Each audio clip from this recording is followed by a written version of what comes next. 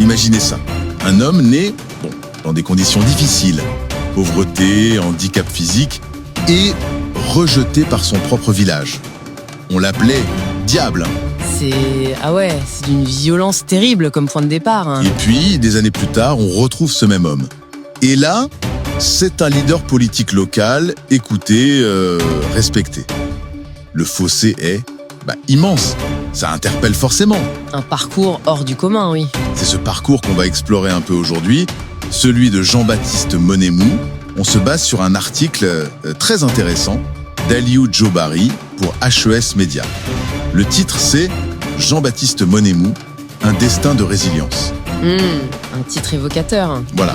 Et notre objectif, c'est de décortiquer un peu cette histoire incroyable, comprendre comment cette transformation a eu lieu, les étapes clés, les épreuves, et ce que ça nous dit au fond sur la capacité à rebondir face à l'adversité.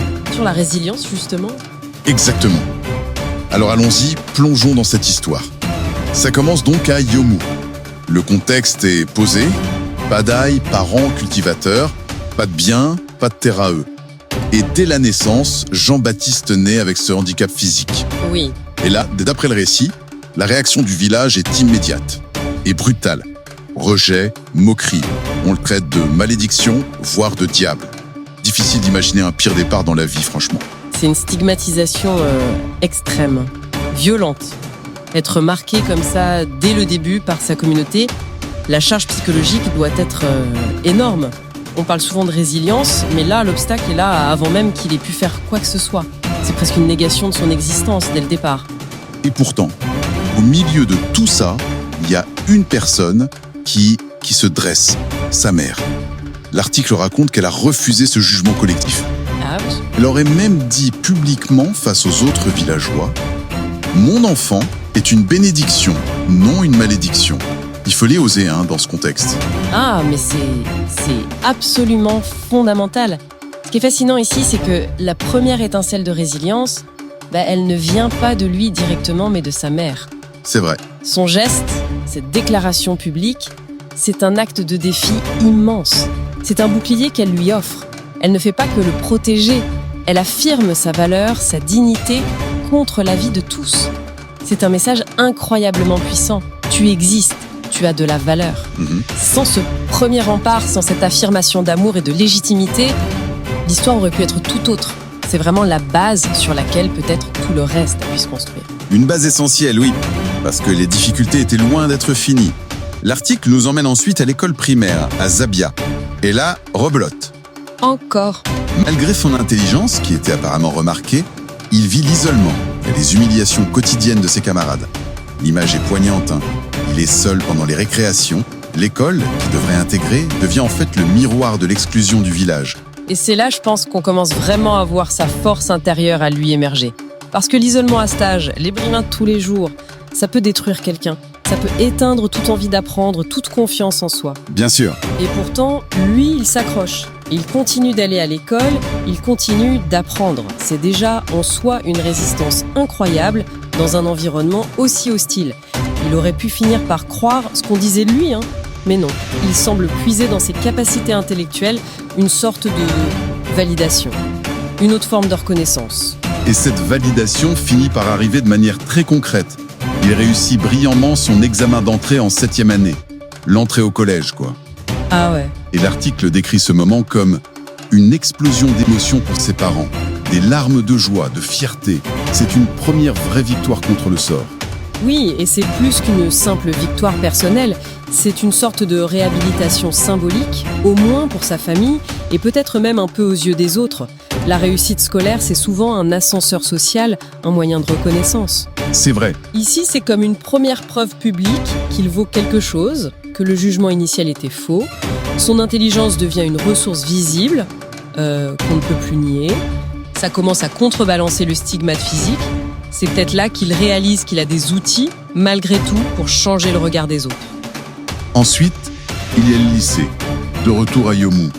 L'auteur dit que c'était une période un peu moins rude. Son intelligence commence à lui valoir une certaine reconnaissance. Mais il y a un défi quotidien, très physique.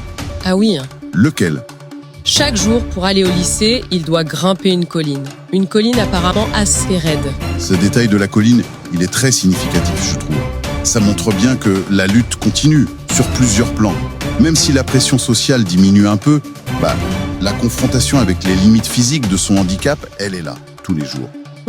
Grimper cette colline quotidiennement, c'est pas juste un effort physique.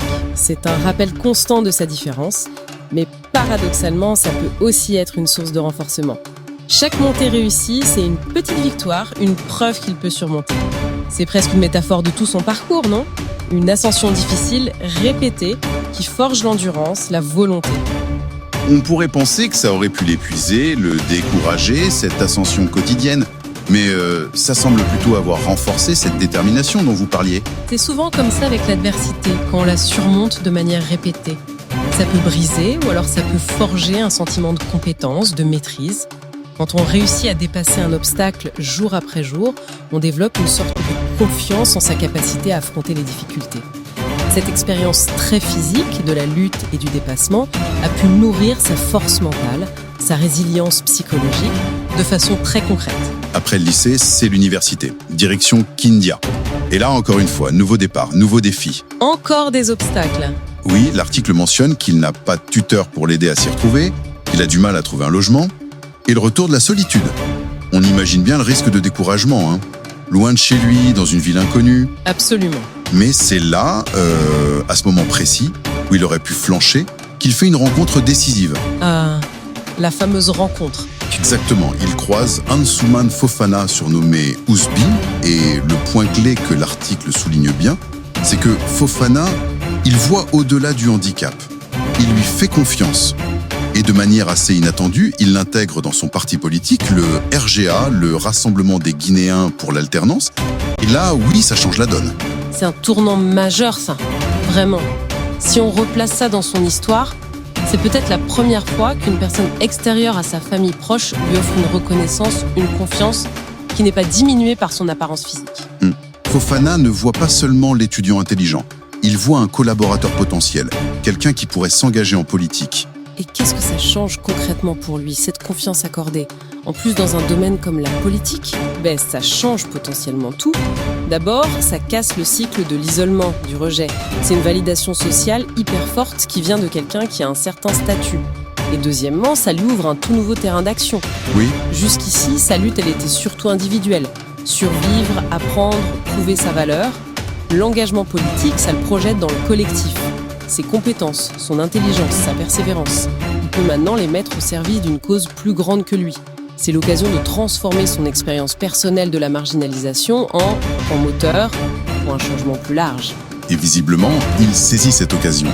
Parce que le récit nous dit qu'aujourd'hui, Jean-Baptiste Monnemou est le fédéral du parti RGA à Kindia. C'est le responsable local du parti donc. Ah oui, quand même. Il aurait réussi à mobiliser plus de 400 membres. C'est une trajectoire impressionnante, non ? Impressionnante, oui. C'est la concrétisation de ce potentiel que Fofana avait vu. Passer de l'individu rejeté, moqué, à un leader capable de rassembler des centaines de personnes. C'est une transformation radicale. Ça montre sa propre capacité à convaincre, à organiser, bien sûr. Mais ça montre aussi que le regard des autres sur lui a changé. Il n'est plus défini par son handicap, mais par ses actions, par son engagement. L'article utilise une formule forte d'ailleurs. Une revanche éclatante sur la marginalisation. Le contraste avec le petit garçon appelé Diable est saisissant. Aujourd'hui, il est respecté, écouté, valorisé pour ce qu'il apporte. Donc, c'est ce que ça veut dire tout ça au fond, quand on regarde l'ensemble du parcours, du rejet initial au leadership actuel. L'histoire de Jean-Baptiste Monnemou, c'est une illustration hyper puissante de la résilience. Mais pas juste une résilience passive, le fait d'encaisser les coups, quoi. C'est une résilience active, une résilience qui transforme. Qu'est-ce que vous entendez par résilience active ? J'entends par là qu'il n'a pas seulement survécu à l'adversité, il l'a utilisé, consciemment ou pas, comme un insu, comme un carburant. Le rejet aurait pu le détruire, mais on dirait que ça a nourri une détermination incroyable à prouver sa valeur. Son intelligence, c'était son outil. La réussite scolaire, sa première victoire. Et l'engagement politique, c'est devenu l'arène où il a pu vraiment s'affirmer et inverser le stigmate. L'histoire telle qu'elle nous est racontée, elle porte un message fort. Le handicap, ou n'importe quelle épreuve de départ, ça ne définit pas une personne pour toujours, ça ne scelle pas un destin. L'auteur suggère même que cette lutte peut ouvrir des horizons insoupçonnés. C'est intéressant comme idée, l'adversité qui, paradoxalement, ouvre des portes uniques. Exactement. C'est l'idée que surmonter des obstacles particulièrement durs peut développer des compétences, une force de caractère, une vision de la vie qu'on n'aurait peut-être pas eu autrement. Jean-Baptiste Monnemou est présenté comme un modèle de résilience et de foi. Son parcours montre que les barrières, qu'elles soient physiques, sociales, psychologiques, on peut les déplacer, on peut les briser. Et ça montre aussi que la perception des autres peut changer et qu'un destin qui semblait tout tracé par le rejet peut être complètement réécrit. Par la volonté individuelle, oui, mais aussi grâce à ces rencontres clés. Bon, si on résume, on a suivi un arc narratif assez exceptionnel. D'une naissance marquée par le handicap, le rejet social, la pauvreté, Jean-Baptiste Monnemou a traversé les épreuves scolaires, les défis physiques du quotidien, pour finalement trouver une voie d'affirmation, de reconnaissance, grâce à la politique et à une rencontre déterminante. Aujourd'hui, il a une position d'influence, de respect. C'est une vraie métamorphose. Une leçon de persévérance, oui. Tout à fait. Et cette histoire, elle est très inspirante sur le plan individuel, bien sûr. Mais elle soulève aussi une question qui va un peu au-delà de Jean-Baptiste lui-même. On met beaucoup l'accent sur sa force intérieure, sa résilience, sa foi. Et c'est essentiel, évidemment. Mais son parcours met aussi en lumière, de manière très forte, le rôle du regard des autres et de l'action des autres. C'est vrai. On peut se poser la question, qu'est-ce qui se serait passé sans le refus obstiné de sa mère d'accepter le jugement du village ? Oui. Quelle aurait été sa vie sans la confiance d'Ansoumane Fofana, cet homme qui a activement choisi de voir le potentiel là où les autres ne voyaient que le handicap ? Ça nous amène peut-être à réfléchir à ça. Quelle est la part de la reconnaissance par les autres dans la capacité de quelqu'un à réaliser sa propre valeur, à surmonter les obstacles ? C'est une bonne question. De lui tendre la main, est-ce que ça ne peut pas être l'étincelle qui permet de dépasser non seulement les limites qu'on nous impose de l'extérieur, mais aussi celle, peut-être plus sournoise, qu'on finit par s'imposer à soi-même après avoir été longtemps dévalorisé. C'est une question sur la co-construction de la résilience, en quelque sorte. Une interaction entre la force qu'on a en soi et le pouvoir transformateur d'un regard bienveillant, d'un regard qui fait confiance.